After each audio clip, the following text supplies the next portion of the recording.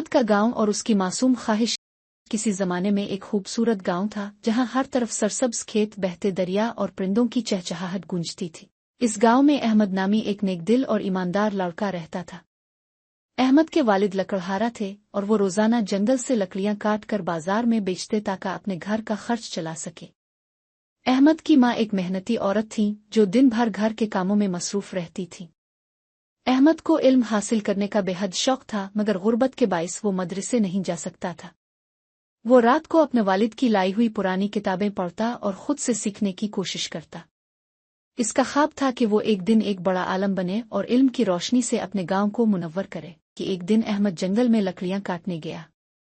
वो मेहनत से लकड़ियां इकट्ठी कर रहा था कि अचानक इसे एक कमजोर और जख्मी कबूतर नजर आया जो जमीन पर पड़ा था। इसके पर जख्मी थे और वो कांप रहा था। अहमद को इस पर बहुत तरस आया। अहमद ने नरमी से कबूतर को उठाया और कहा, बेचारा, तुम बहुत तकलीफ में हो, परेशान न हो, मैं तुम्हारी मदद करूंगा। वो कबूतर को अपने कपड़ों में लपेटकर घर ले आया और उसका जख्म धोने के बाद इस पर मरहम लगाया। चंद दिनों तक अहमद ने कबूतर की देखभाल की, इसे दाने खिलाए और पानी पिलाया। कबूतर आहिस्ता आहिस्ता ठीक होने लगा। एक दिन वो खुशी से फड़फड़ा और अहमद के कंधे पर बैठकर बोला, अहमद, तुम्हारी नेकी कभी जाया नहीं जाएगी। अल्लाह तुम्हें इसका सिला जरूर देगा। ये कहकर वो उड़ गया। अहमद ये सुनकर मुस्कुराया और अपने मामूल के काम में लग गया। कुछ दिन बाद अहमद जंगल में लकड़ियां काट रहा था कि अचानक आसमान पर काले बादल छा गए। बिजली जोर से कड़कने लगी और मूसलाधार बारिश शुरू हो गई।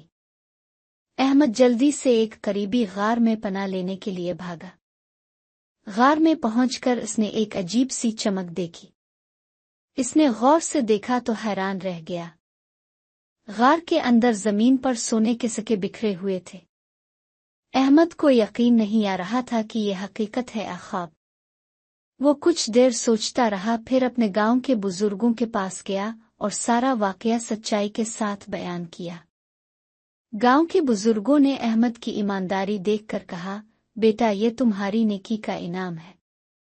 जो दूसरों के लिए भलाई करता है, अल्लाह इसे कभी मायूस नहीं करता। अहमद के पास अब काफी दौलत आ चुकी थी, लेकिन वो खुद गरज न था। वो नहीं चाहता था कि वो दौलत सिर्फ अपने लिए रखे। इसने सोचा कि क्यों ना इस दौलत को किसी नेक काम में लगाया जाए। चुनांचे अहमद ने फैसला किया कि वो इस दौलत से अपने गांव में एक मदरसा तामीर करेगा जहां गरीब बच्चे भी तालीम हासिल कर सकेंगे। इसने गांव वालों के साथ मशवरा किया और सब ने इसकी हिमायत की।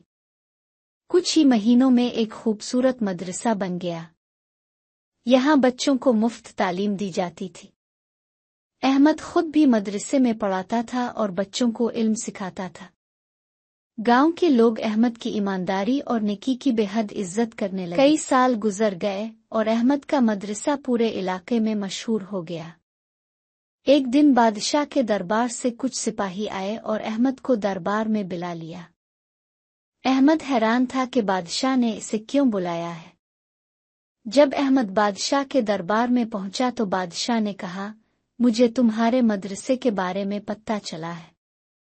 क्या ये सच है कि तुमने खजाना खुद के लिए नहीं रखा बल्कि दूसरों के लिए खर्च कर दिया?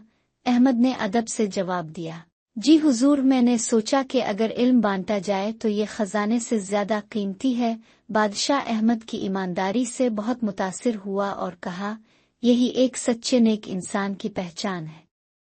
मैं चाहता हूं कि तुम मेरे शाही मदरसे के सरबराह बनो ताकि पूरे मुल्क के बच्चे इल्म हासिल कर सकें।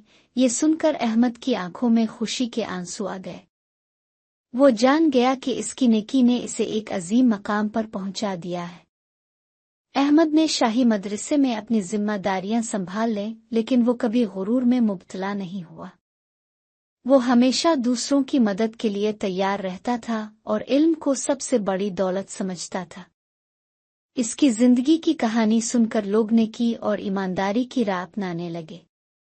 इसके गांव में भी इसका मदरसा चलता रहा और उसकी बरकत से कई गरीब बच्चे तालीम हासिल करने के काबिल हुए। अहमद की नेकी का सिलसिला रुका नहीं बल्कि नस्ल दर नस्ल चलता रहा। कहानी हमें सिखाती है कि नेकी का बदला हमेशा नेकी होता है।